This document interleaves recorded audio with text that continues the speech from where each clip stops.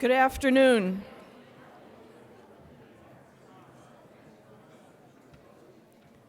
Good afternoon.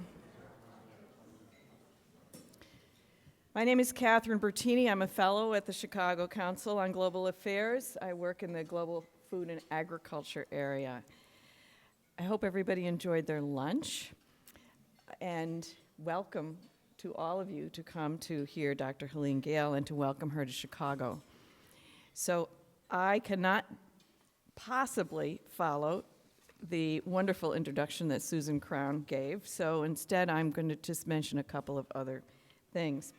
Of course, this is, as John has said, the last in the Women in Global Development series for this year, and I think you'll all agree, those of you who have been here before, it's been a terrifically successful series with some wonderful speakers and a lot of discussion, including a lot of follow-up as well. And today should be no exception to that because Dr. Helene Gayle, the President and CEO of CARE, is our guest.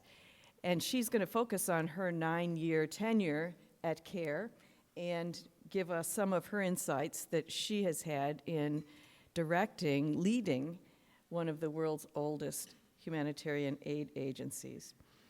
I know CARE very well, not from the perspective of the organization of CARE, but as leading one of the organizations that worked with CARE, because for 10 years I was the executive director of the World Food Program, the UN's food aid agency based in Rome. And from that experience, I can tell you that CARE is one of the premier humanitarian aid agencies around the world for several reasons. One is that they are hard-charging yet compassionate.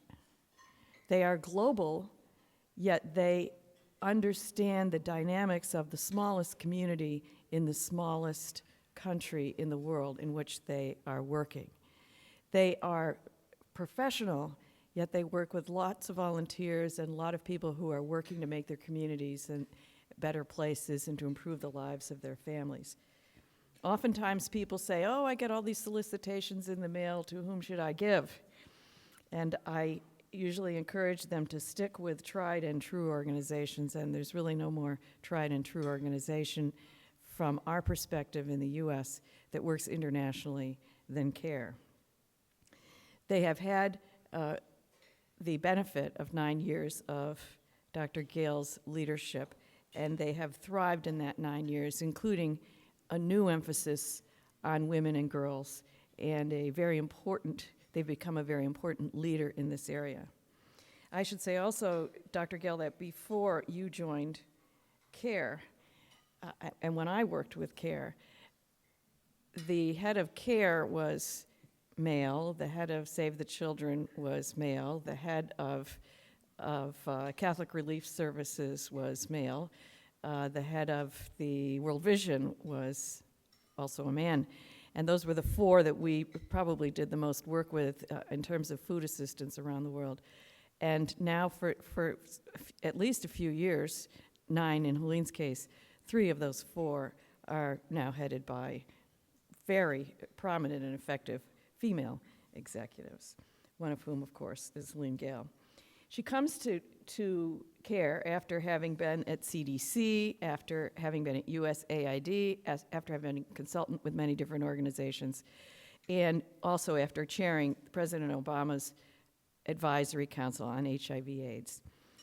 And in lights, we should remember that in 2014, Forbes named her one of the 100 most powerful women in the world. She's going to be joined today in conversation with Kathy Pickus, the Divisional Vice President on Global Citizenship and Policy at Abbott Labs. And Kathy, thank you and for your company's leadership and support of this program and of the Chicago Council. Kathy is also Vice President of the Abbott Fund, and she's a member of the Council's Women in Global Development Forum Steering Committee. After their discussion, John Macca will return to the stage to moderate questions and answers. So, ladies and gentlemen, please join me in welcoming Dr. Helene Gayle to the Chicago Council on Global Affairs.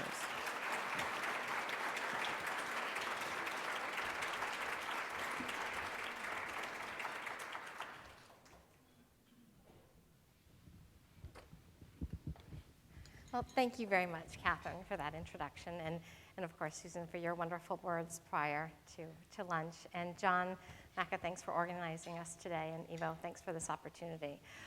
Again, I'm a member of the card-carrying club of the Helene Gayle fan club, and so I'm just adding to the wonderful comments, about Helene's career to date and what she has in store for the future. But eager to lead the conversation today and look forward to your questions.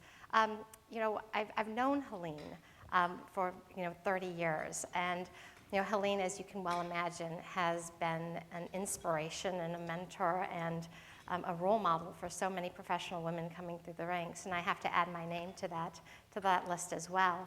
I saw Helene Gayle at work in one of the most amazing environments in West Africa. We were in the Ivory Coast, and the CDC had started a testing program for HIV/AIDS outside public hospitals. They were testing people who were coming into the hospital, whether they were pregnant, delivering babies, if they had an appendix attack, broken leg, whatever. And I remember Helene in this very very small laboratory environment, and there was a table full of test tubes laid out, and almost all were blue, and a few were pink in terms of the people that had been tested. And I thought to myself, I'm like, oh, those poor pink, the people that represent the pink, those few that have HIV. And she said, no, those are the only people who don't. And I saw her work, saw what the CDC was doing to fight HIV in the places where the issue is most challenging. It was remarkable work. And then followed her career over to the Bill and Melinda Gates Foundation, where extraordinary work was done there as well. And to my great delight, she took the helm as CEO of CARE when I was joining Abbott. And one of the things that I was most excited about was there was an opportunity to re-engage and to work with her again collaboratively. And through time, a lot of our focus together has been on disaster. So I'm going to start the questions today in the area of what's going on with Nepal. I know we all know the reports of not just the first earthquake that struck and killing 7,000 plus people, leaving hundreds of thousands without home and shelter, food, and access to medicine, and then they were hit again. And one of the things that's so unique about CARE is your team on the ground. And so maybe, Helene, you could start off by talking a little bit about the response in Nepal, the reports that you're hearing, and the work that you're doing. Great, thanks. Thanks so much, Kathy. And let me also, again, say thanks to Susan for your incredible remarks. When I was saying at the table, sometimes I think these 9 years have gone by in a blink of the eye, but when we start thinking about back in those early days and all that's happened since then, it just reminds me of the incredible opportunity it has been and privilege to be at the helm of CARE. And also, Kathy, when you didn't mention that we made that trip together back in the early 90s. You were at that time on the staff of Vice President Quayle. I was at the CDC. We took this incredible trip over several countries throughout Africa. And I think, those are the kinds of experiences that you really do bond and learn things. We were talking about how important it is to get out and actually see the work and how it does make you understand in ways that you can't get from reading a textbook. So anyway, to everybody, and wonderful kind words that you said as well, Catherine. It's a real delight to be back here in Chicago. This is always just a wonderful crowd, and as I look out and see so many different people who are supporters, who are activists on our behalf and others, it's just a wonderful homecoming. I also see people who could also tell stories that I would not want people to hear. Gary Slutkin, Victor Barnes, raise your hand. Don't anybody talk to these two gentlemen, please. You'll hear things that aren't so complimentary. Anyway, so let me just start by talking about your question about Nepal, and just to put it into context. And today with our news cycle, you do see things that you might not have been aware of otherwise. But I don't think even seeing those images, does anybody get the sense of the sheer terror that strikes when your country experiences that kind of trauma, not just once, but aftershocks, and then another earthquake that really rippled. And as you saw on the news, people running out of their homes, because while that may seem illogical at first thought, realizing that being inside of a shelter is more dangerous than being outside of a shelter. And at a time when it's cold outside at night and people had no shelter, no clean access to clean water, and when the monsoons were about to arrive and people realized that. And that's the kind of context that we were working in. Luckily, CARE is on the ground and was on the ground in Nepal, and it's part of why we're able to respond as rapidly as we do, because we do have people who are from those communities, understand the context, and are able to start working immediately. And so we were able to roll out, we had about 150 staff on the ground. They were able to mobilize immediately, but also keeping in context that those are people whose families are also impacted. And when I think about Nepal or the Haiti earthquake or some of the other disasters we've been involved in recently, I always have to step back and remember that when we're talking about staff, we're also talking about people who are directly impacted themselves. And the first thing we always are concerned about is whether or not our staff and their families are safe. And luckily, in this situation, we were able to identify all of the staff. We were able to find out that all of them and their families were safe, but many of them had their own families who were sleeping outside in the street. So we worked immediately to start on what were the basic things that needed to be done, getting people out of rubble and making sure that as many people who could be saved, whose lives could be saved, were saved, making sure that we could immediately start putting up temporary shelters so that people were in fact protected from the cold at night, blankets, clean water jugs, and basic hygiene kits, including making sure that there were basic kits for pregnant women. People oftentimes, again, forget that in situations like this, the people who are most vulnerable, again, are often women and girls, and that there are people who were in the midst of their normal lives, and pregnant women particularly are at great risk. It's when you see maternal mortality rates rise, even in countries that have good access to health facilities like Nepal does many times. So, one of our first efforts is always to make sure that we're looking after those who are most vulnerable and oftentimes forgotten in emergency situations like this. So, that's the kind of work that, is part of our everyday work, and we realize that we can't make the distinction between necessarily an emergency situation and our long-term development work, because they are happening in the same populations. So we're there because we have a commitment to communities in the long run, but we also know we have to be there to respond to their emergency needs, and particularly as natural disasters or changes in the natural environment are happening more and more and affecting those who are most vulnerable. We've got to make sure that we are integrating our long-term response with being prepared for these kinds of emergency situations. And you mentioned that you partner, of course, with the World Food Program and others. How are you seeing these partnerships being effective tools in disaster response? You think about your 10 years at CARE, and I'm sure that I think back just of what we've collaborated. It's been Pakistan earthquake, it's tsunami, it's Haiti earthquake, the disaster in the Philippines. There's so many disasters coming up. How are you leveraging your partners? How are you putting plans into place to prepare for the next disaster and be better prepared for it?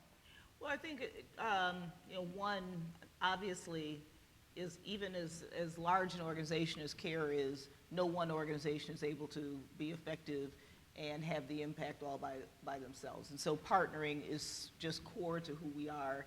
And I think we've started thinking about partnerships in a variety of different ways. There's partners like that are organizations like ours, and Katherine mentioned organizations like Save the Children, CRS, World Vision, who we look at where we can, as large international NGOs, complement each other, where we work, what we work on. We might work on water where somebody else might work on health issues, or we might be the food security where somebody else might do shelter. So we really look at how do we leverage each other's in situations like that.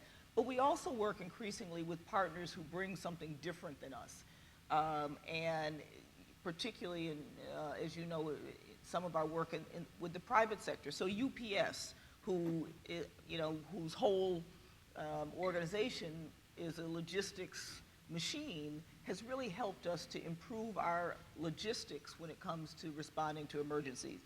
They've done a great job in helping us to be better about things like knowing what our inventory is and being able to get things quicker to where they need to be, because we can actually look at our whole supply chain in a much more integrated, much more automated fashion than we were able to do before. So leveraging those kinds of areas of expertise that wouldn't be resident in an NGO, but looking at who can bring other kinds of skills to the table. And then finally, financial support is incredibly important, and you've been a very generous donor to us in times of emergency. And I think other corporations have responded because their employees want to know that their businesses, the companies that they work for, are being generous and thinking about the rest of the world. Absolutely. And you make a very good point, and I have to, go back to Susan's equation, your equation that she quoted about the, poverty, and one of those instrumental, factors in that equation are women and girls.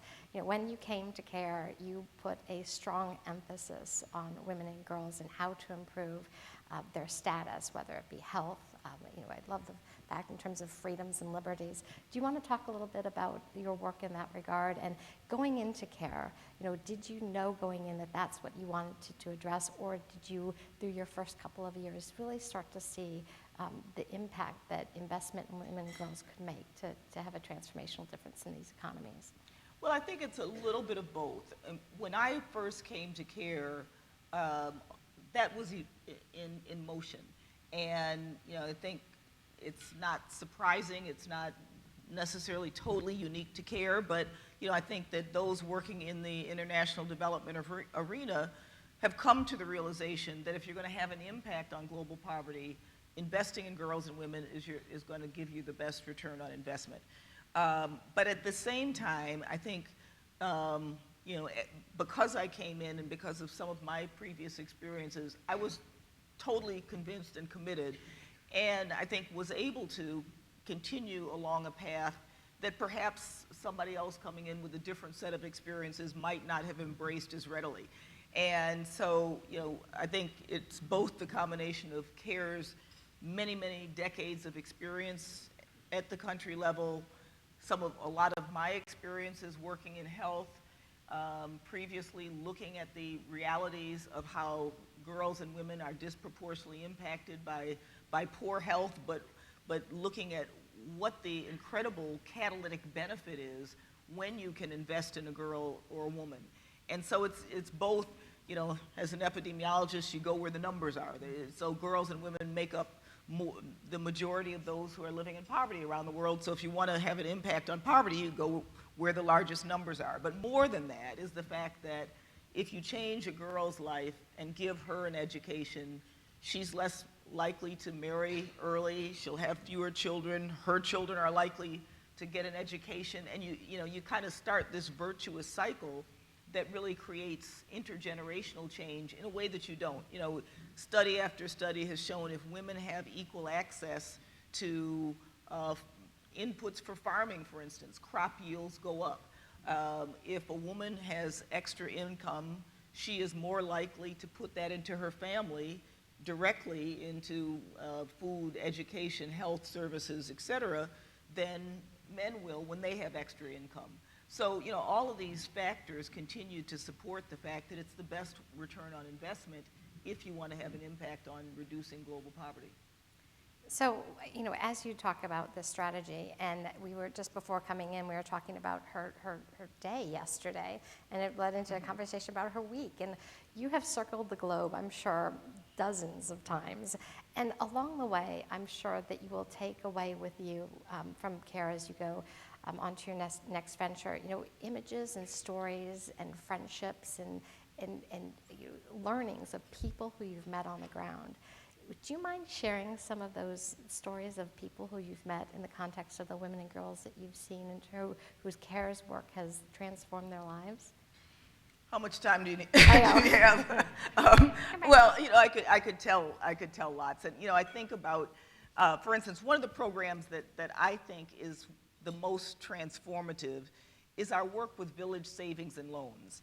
And so this is a program where, and it's based on kind of a community long practice of communities pooling resources and then making small loans. And so we kind of systematized that and started that in West Africa, in the country Niger, and built this whole system of village savings and loans where women, primarily women, pool small amounts of money, might amount to about what we would consider a penny or so, or several pennies, but basically begin to build enough of a community chest and then can make loans to each other that they then repay.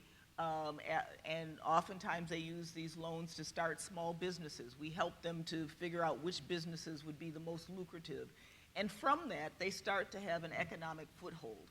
And it's microfinance, but it's savings-based microfinance, which is very different than the traditional credit-based finance. And in a simplistic way, when you think about how you started your banking life, you didn't start by taking out a loan. You started by saving money in a little piggy bank and getting a savings account, and then you started lending. And so it's really kind of based on that. So, when I go and see some of these women, and I think about this woman that I met in Southern Africa, in Burundi, who started out, and literally, oftentimes, these are women who were basically prisoners in their own homes. They had no self-respect, oftentimes suffered domestic violence, were seen basically as chattel or property. And so I think about this woman who, got permission to finally join one of these village savings and loans groups, and started by saving what was just, again, small amounts, got a loan for about $2, started a small vegetable growing business that then multiplied, and, again, went on and was able to use that in ways, started to be able to send her children to school, and began to be able to save more, developed a larger business. She now owns a shop, has become a counselor in her community. And the really beautiful thing is that this woman, who literally was, a slave within her, in her own home, a prisoner within her own home, has this incredibly wonderful relationship with her husband now. And he'll say, well, I see her now as somebody who has value. Before, she was a burden. I didn't see her as a partner. We now make decisions together. She brings in a household income. I now help her with household chores, and I tell other men to help their wives with household chores as well. So you have this total change, not only in this one individual, but in a relationship, in a family, in a community, and you start seeing that kind of ripple effect occur. So that's just one of those sorts of stories that gives me an incredible amount of hope and shows that just a small amount of resources can make a huge difference. What about educating girls? Can you share with us some stories that you've seen from your work in terms of how the investment in education for girls has been transformative? One of the programs that I think about that I love the most is a program in India, and they're called Udaan schools, and it's a model that takes girls who were street children, and so girls who had been left out of education and oftentimes reached to the age of adolescence never having had any education. And what the school does is to provide kind of a fast tracking of education, because you can imagine being 14 years old, being put in kindergarten, and everybody else is 5 years old, and how awkward that would be for you to be, placed in your, according to your education, the appropriate grade, but not in terms of your social circumstances. So they're fast tracked. They live on a campus and get,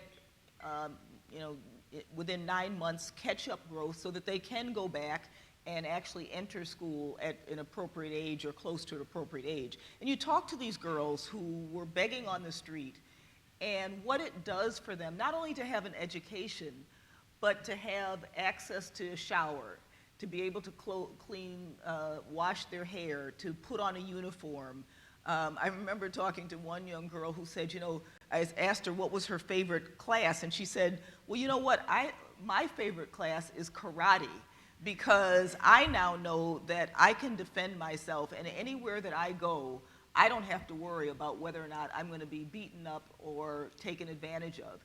And another young girl who said, the best thing for me is that I get to comb my hair every day and be clean and dressed up and look pretty, along with their school. But you realize what goes along with it. This sense of building a sense of self and a sense of value that comes with the education, but all that goes along with it.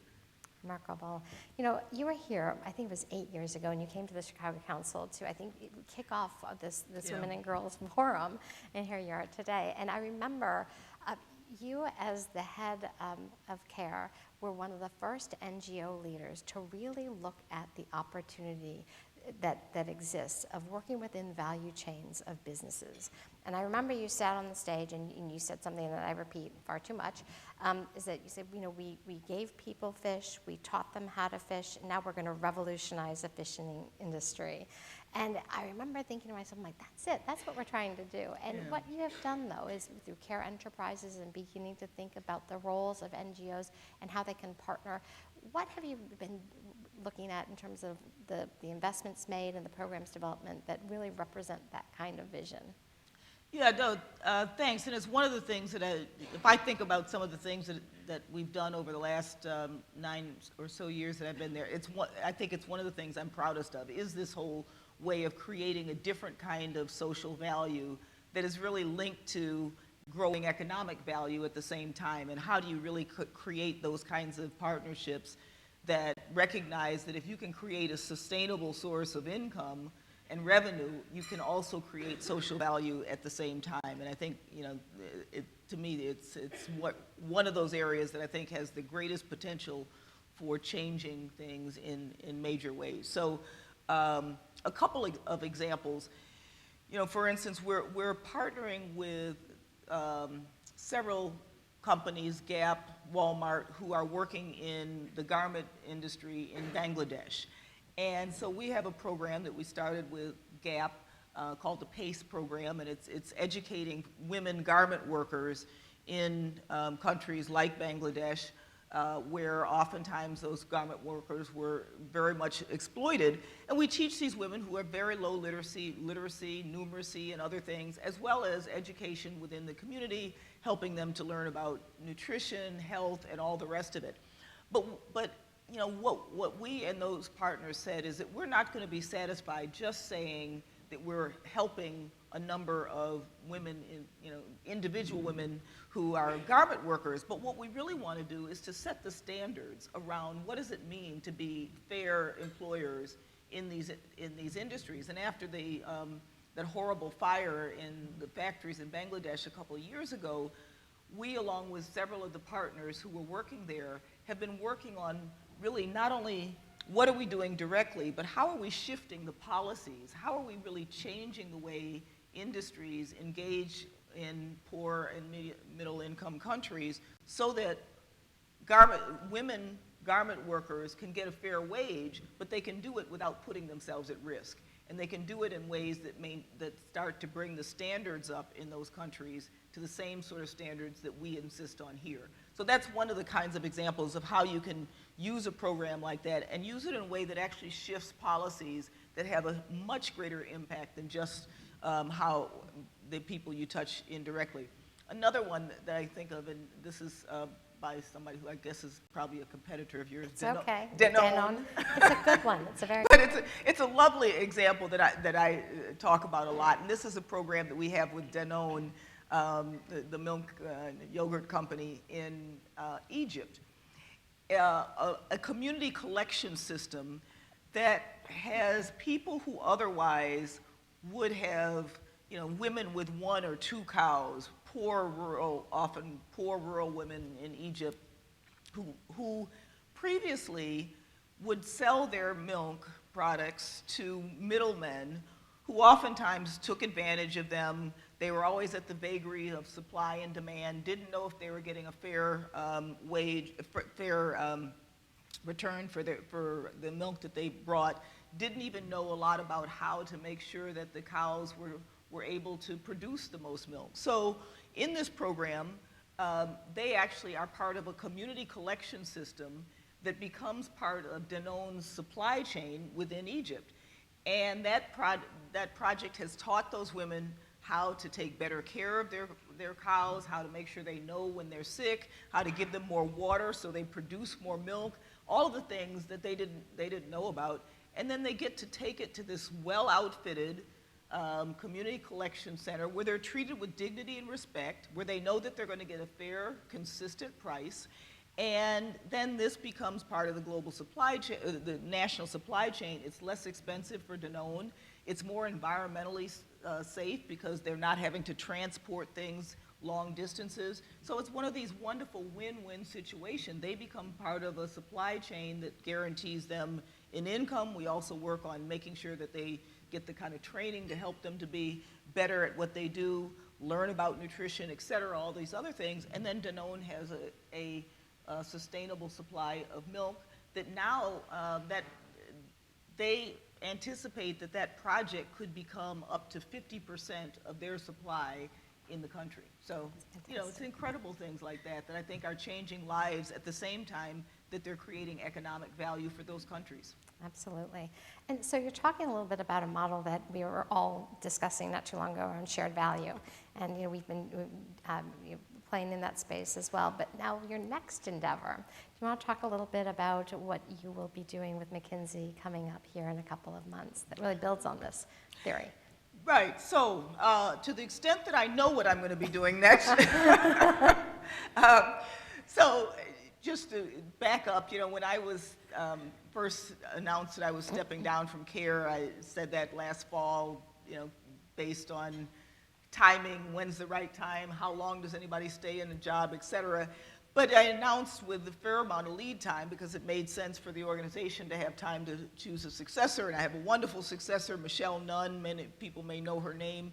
And it also gave me time to think about what would be good for me to do. And all I knew is that I wanted to continue in a way that could help create global social impact.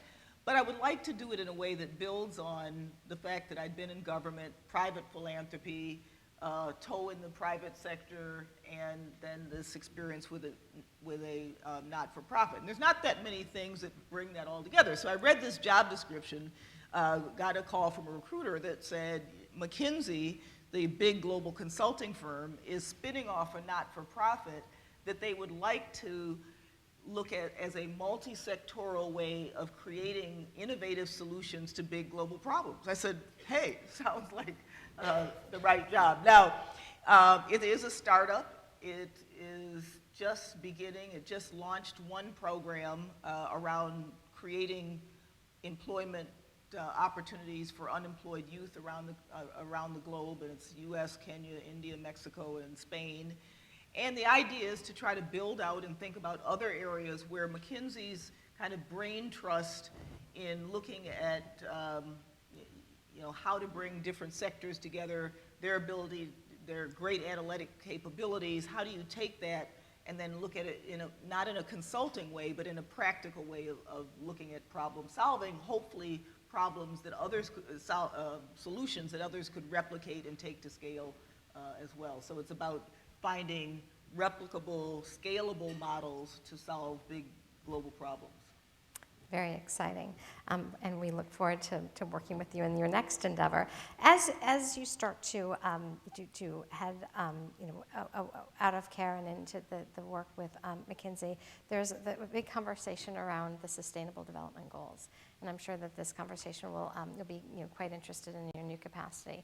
What are your thoughts? I mean, as the Millennium Development Goals are starting to wrap up, and we've got new goals and many Sustainable Development Goals. Right, What's your thought on the conversation about the focus and what do you think is the global development world really picking up on in terms of a philosophy or sentiments that really are influencing these goals? And what do you think needs to happen? At least a $10 million question. Right. So, for those who haven't been following this, we had the Millennium Development Goals that started in 2000 and really looked at some big global goals that the world could kind of unite around. And there were a few. It was a very small set of goals.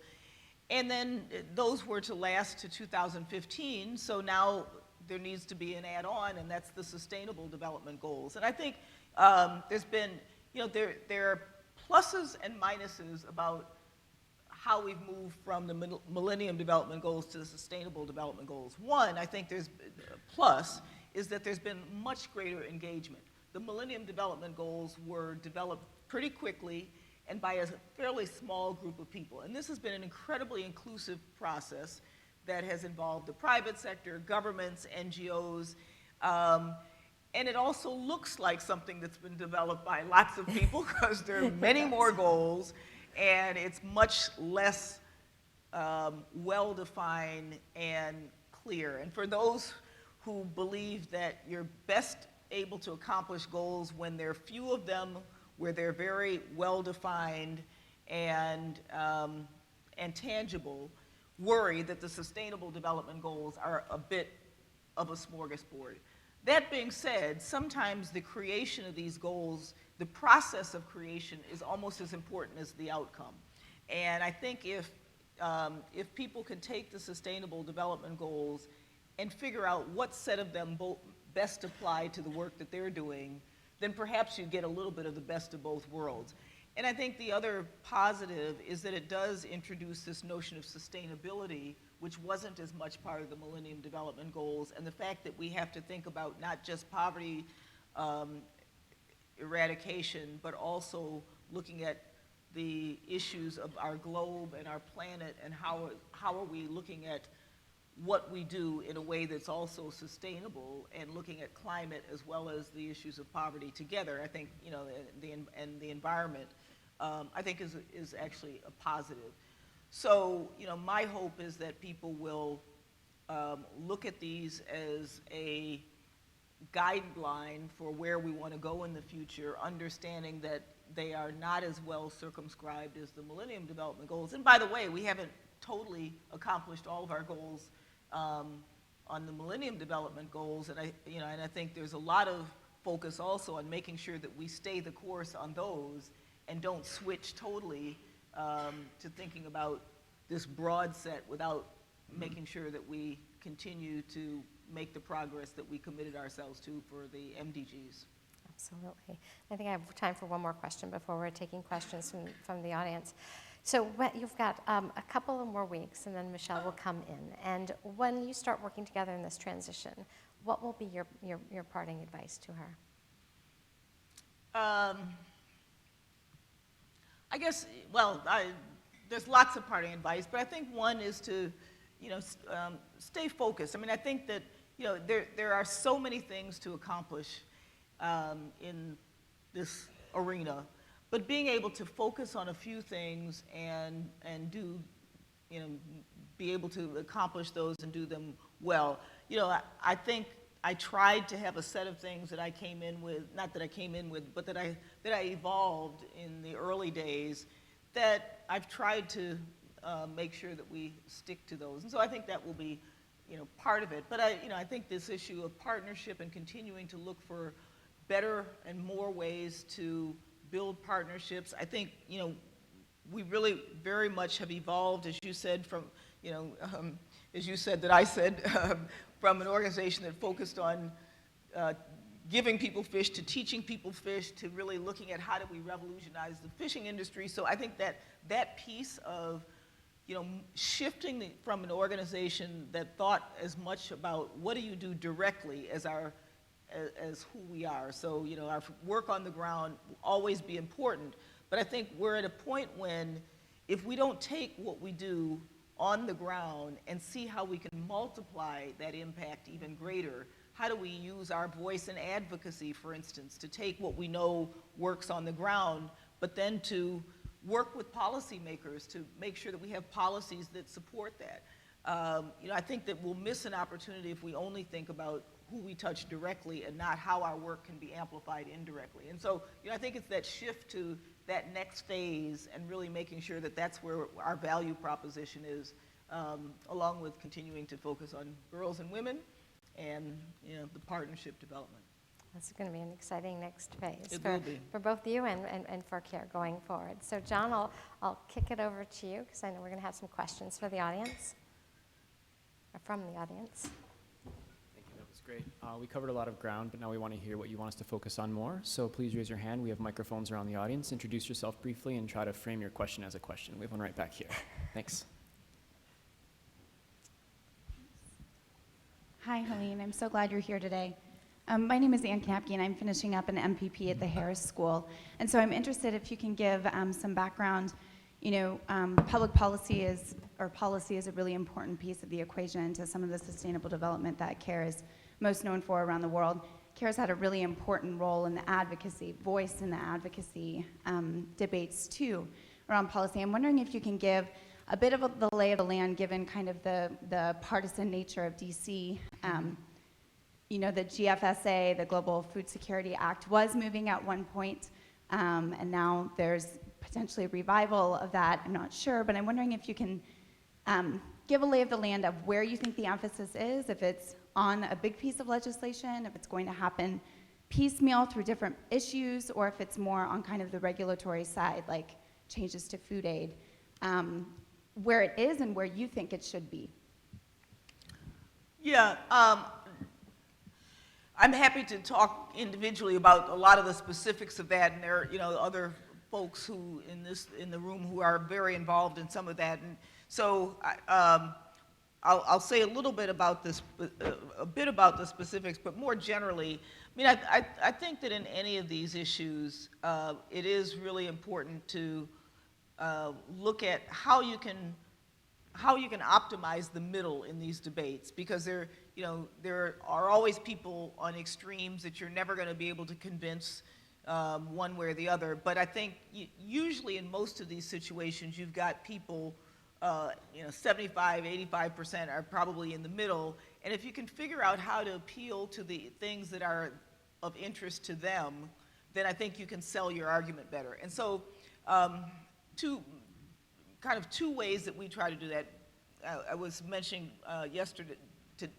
yesterday I was at a dinner that was with a group of Republican women senators talking about how to get this issue of family planning and birth spacing into a ground that people can actually agree upon. And as I think most people know, in some arenas, in some areas, in some groups, if you talk about women's health or family planning, it immediately evokes abortion. And if you address it in ways that people aren't able to hear you, then you will get them thinking that that's what you're talking about. But if you talk about things like, you don't want a woman to die in pregnancy, do you? You don't want a woman to be unhealthy because she has too many children back to back. You don't want children to die because their mothers aren't able to provide them adequate nutrition because they've had too frequent children. Well, those are the kinds of things that most people can agree upon. Then if you talk to them about, okay, so what's blocking you from being able to talk about that? Well, it's because in my district, the biggest concern right now is around X. Well, how do you link this issue to X? And so back to the issue of food and food security, one of the biggest ways we've tried to do that is to link that to some of the concerns that people have here in this country. And we have our own issues around hunger and poor nutrition. And I think it at least gives people a bridge to start talking about some of those issues. The other thing that we try to do is to take people to the field to actually see see the programs and seeing some of the impact. So we have very fortunately a grant from the Gates Foundation that allows us to take policymakers to the field to actually see work. And we were just talking about a congressman who went on one of our learning tours recently who never talked about issues of foreign assistance, didn't get this connection at all, didn't get why it was important, why this was not pouring money down a rat hole, et cetera, all the usual things, and has come back a convert and can't stop talking about the need to reform food aid. So I think it's those sorts of things that you can do that help people who are basically part of that 75%, but need a hook to actually catch on to. And we can talk about some of the specifics afterwards, but I think generally speaking, that's what we've tried to do. All right, right here, Kitty Lansing. Hi, my name is Kitty Lansing. Thank you for being here today.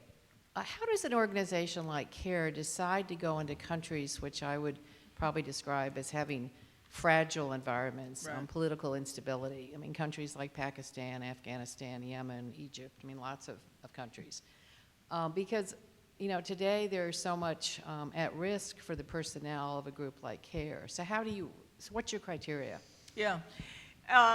And it's a good question that I never have an answer to, because much of it is historical and almost accidents of, oftentimes literally accidents of nature. So for instance, Pakistan, we went back into Pakistan probably 6 years ago with whenever the biggest earthquake was. And because we were in the region and had a lot of staff, both in Afghanistan as well as India, Nepal, and knew the region well, we went in and responded to that emergency situation, and then realized that we also could be very beneficial in the long run. We developed the routes because we work so closely with communities, and there was clearly a need for longer term assistance as well. So oftentimes we're there because of some immediate need, and then end up called in, decide that it's an important place to be, and then stay. So in the time that I've been at CARE, I don't think we've entered more than perhaps 1 or 2 countries. So that most of the countries that we're in, we have been in for decades, sometimes as much as long as 60 years or more, almost since our very beginnings. Countries like India, we've been in pretty much since the very beginning. The hardest thing is figuring out when to leave, because it is very challenging when you know what the needs are, where, again, we have our staff who are both dependent on us for jobs. They're part of the local society. They know what it does for them, their families, et cetera. But there are situations where either it's too dangerous, like 10 years ago when our country director in Iraq was kidnapped and killed, and we had to leave Iraq, or other situations where it becomes too difficult to continue to do our work. We left Djibouti in the Horn of Africa not too long ago, and a couple of other countries, just because it was very difficult to actually continue to do our work in a responsible way. You couldn't get out, there was no security, or because there just is no longer a donor environment to support the work. So increasingly in countries that are becoming middle income, the donor environment is not such that we're able to get the resources to continue to do our work. But I think in some of those environments, what we're trying to do now is more and more look at how do we make programs that we operated as country offices under the CARE umbrella become national entities themselves, so that they can continue to do the work, but they're much more a part of the fabric of those societies. They become self-sustaining, they raise their own resources, and for us that's a real accomplishment when you can see the CARE Perus and CARE Indias and CARE Thailands and others that are now part of the CARE family, but they're independent national entities that continue the work on. All right, next question, right here.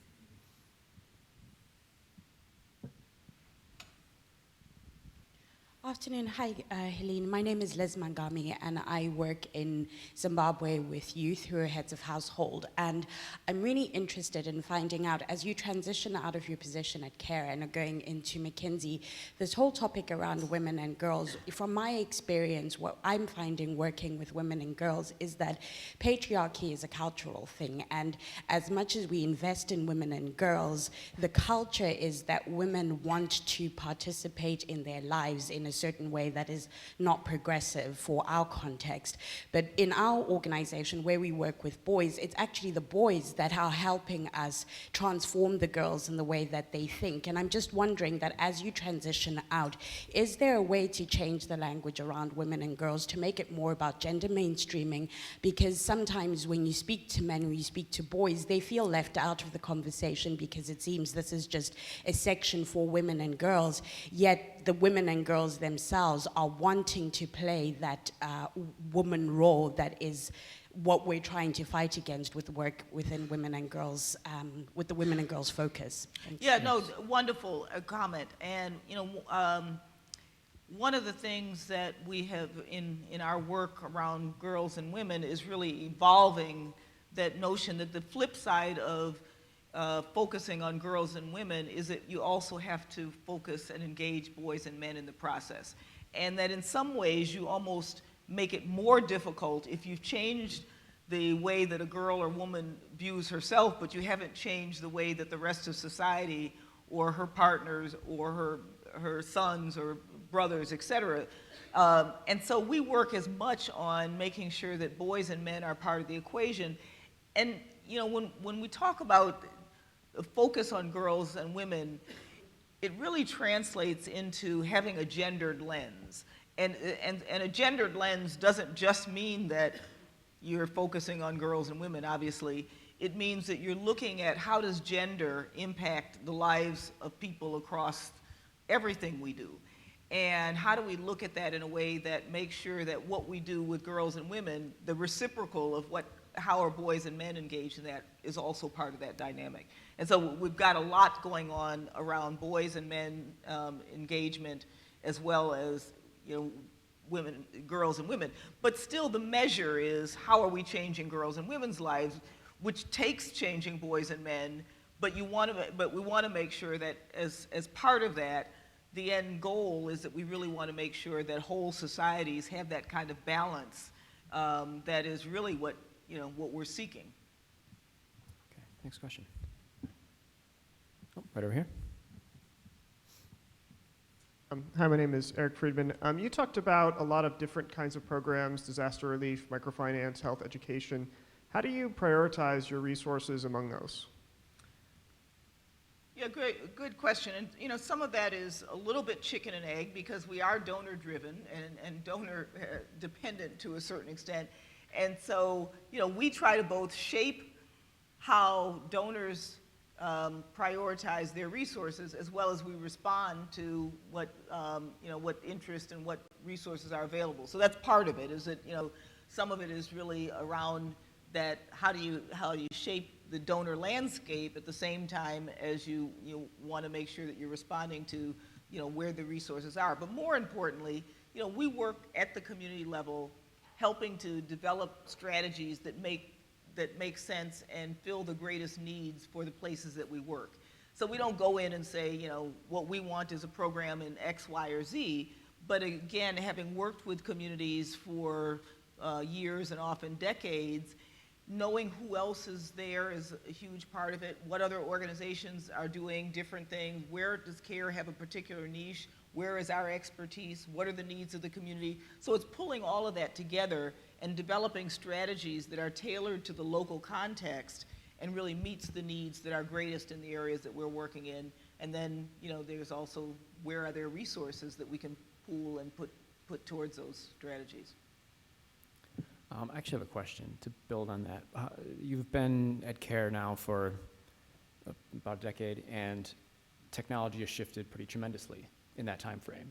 And in a lot of the countries you've been in for a very long period of time, a lot of the problems might be similar, but how has technology shifted both on the ground but also within CARE International and how you're approaching some of these issues? Yeah, well, I think technology is a huge enabler for the work we do. And so back to the program that I was talking about, the Village Savings and Loans Program, which started out very much as a program primarily in rural areas, oftentimes where people didn't have access to commercial banking and the commercial financial institutions, the formal sector. And so, you can imagine there's only a limit to what you can save in a lockbox in a community. But when you have mobile technology that allows people now to use mobile money and get money directly into banking institutions, even if you're living way, way out in a rural area, that then changes economic outcomes a lot. And so, that's just one example, the whole ability using mobile technology to enable people to do much more in terms of, kind of getting money into banks, lending, savings, et cetera. It's been great for things like farmers being able to predict, rural farmers being able to predict prices so that they're not getting flooding markets where there's no demand, or bringing markets where there's, or not making sure that they're supplying things where there is a huge demand. So, looking at things like that, being able to access health services and making sure that rural health workers have the kind of information that they need, because now you can get that kind of information by mobile technology, or you can use SMS to say that I've got a woman in distress and need to get her to the next level of health services. Those kinds of things where you're able to actually, by having mobile technology and information sharing in ways that you never could before. So it really is changing the way we're able to do work, and in many ways helping to create pathways both vertically and horizontally for the work that we do. Excellent. All right, we have time for one more question. I think we can go right here. Maybe we can sneak in two more if we're quick. Thank you for being with us today, Dr. Gayle. It's really great to hear you speak about your time at CARE. You've talked a lot about the work that CARE has done with health and education, and I just wonder if you could touch on the work that CARE is doing internationally on those liberties that Susan spoke of in your equation. And I'm specifically curious, too, about what you think the role is of an NGO to further those liberties, given that an NGO can't quite create them, but can play a powerful role. I'm curious about your thoughts. Yeah.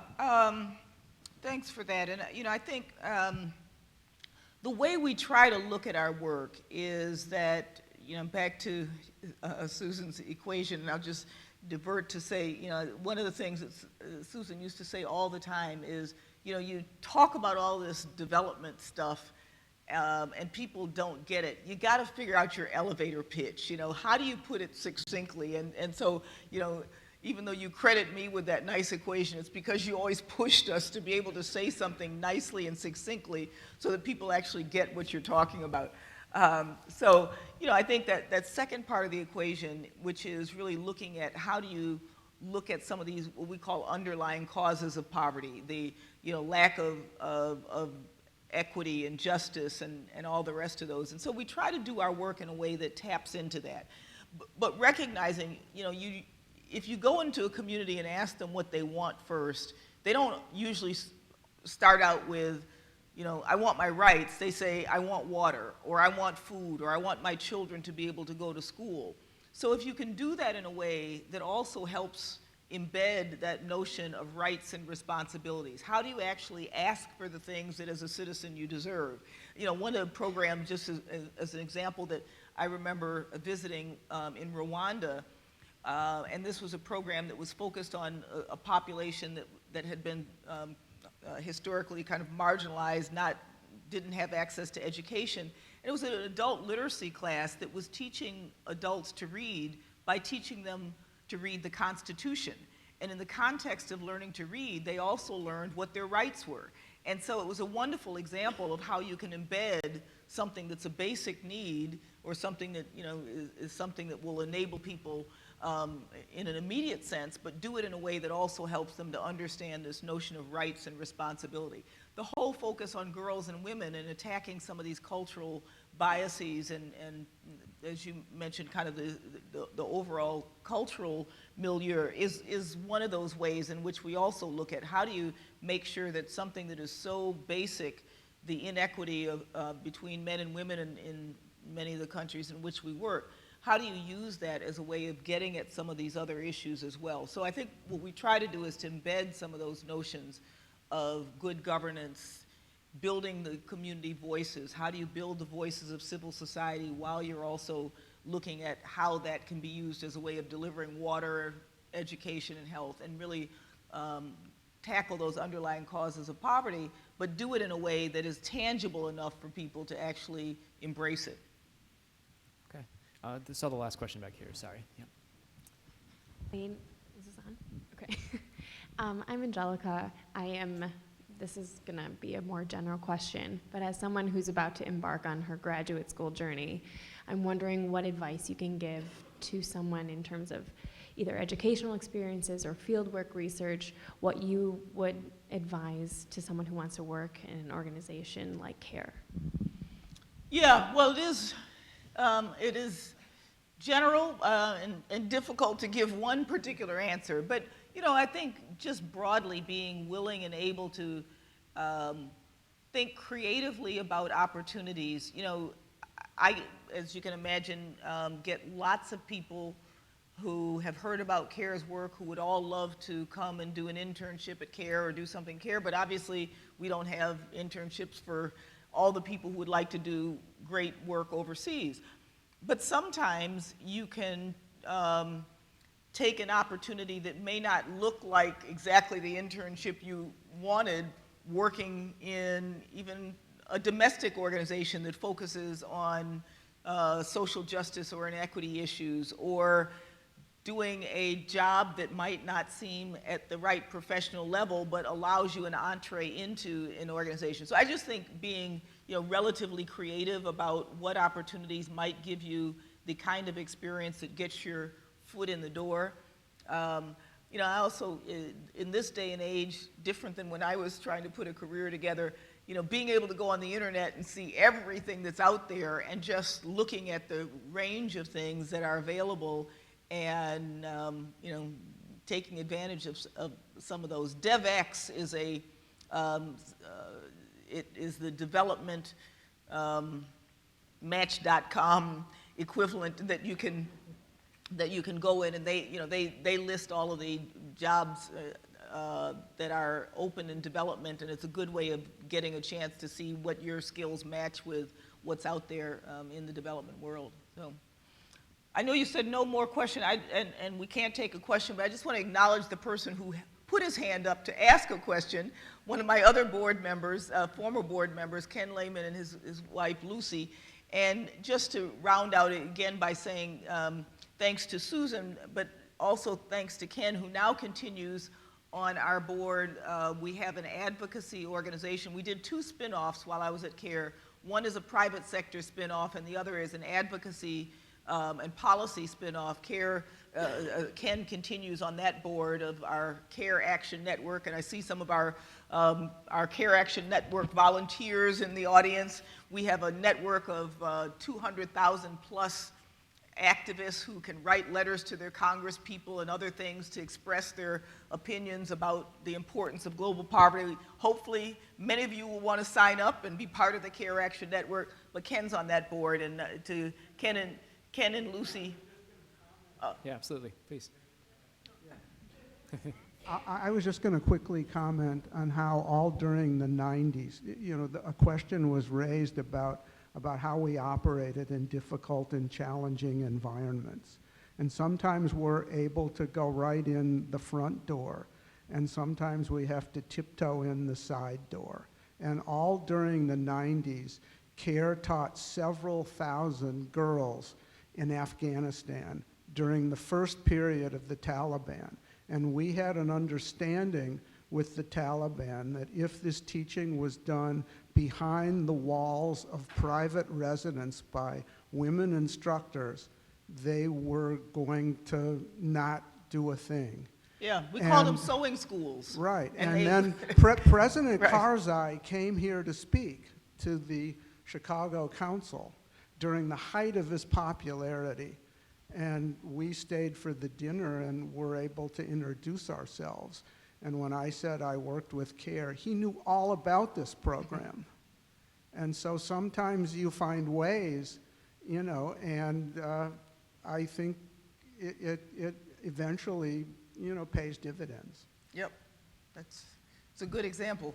All right, well, that is all the time that we have. Please join me in thanking Helene Gayle for all of her service.